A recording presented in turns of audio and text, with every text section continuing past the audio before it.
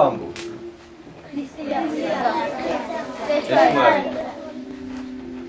აღდგომა ყველაზე დიდი დღესასწაულია. გაიხსენეთ რა კარგია, როცა გაზაფხული მოდის, ხეები ფოთლებს გამოისხავს, ყველაფერი ამწვანდება, ფერი ახალი იწყება. უკეთ ახლად იბადება დედამიწა, ბუნება, რაღაც სხვა ჰაერი შემოდის, უფრო თბილი, უფრო სასიამოვნო, სუნელიც აქვს, ხო? არ მოგწონთ გაზაფხულის სუნი? მაგარი სუნი, ყვავილების, ფოთლების, ასე ძალიან ბევრი რაღაცა აქვს.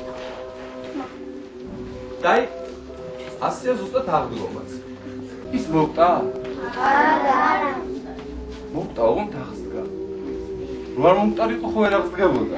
სოცხალიყო ვერ აღსდგებოდა. ანუ ის მოვტა და მესამე დღეს აღსდგა, ხო?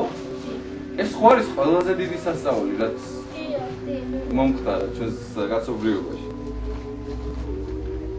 მან ვიგადაგა ახალი, სხვა ცხოვრება, რომელიც არასოდეს არ დასრულდება. ამიტომაც ხალხს განსაკუთრებით უხარია ეს დღესასწაული. აი რას გვიამბობს სახარება. ეხა პატარა ნაკვესი მივიდა იესო ქრისტეს წმენის გარდა, იქ მივიდა იმპერატორი.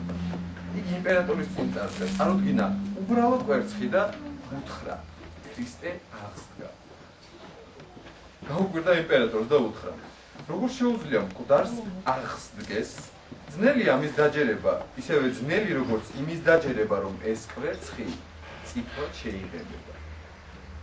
დამთავრებული არ ქონდა სიტყვა, რომ კვერცხმა ფერი იცვალა.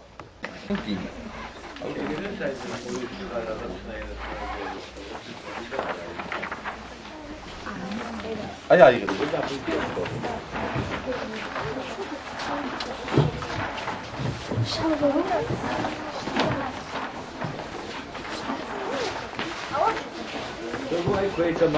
უბრალოდ აი ამ დღესთან დაკავშირება, აი თემა რო იძახიან, აი რა თემაზე გავაკეთო.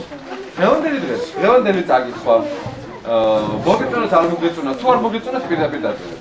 დღევანდელი წაკითხვა რა თემაზე იყო, როგორი წაკითხული იყო, რა თემები იყო, რომლებიც მომეწონა, რომლებიც არ მომეწონა და ასე შემდეგ.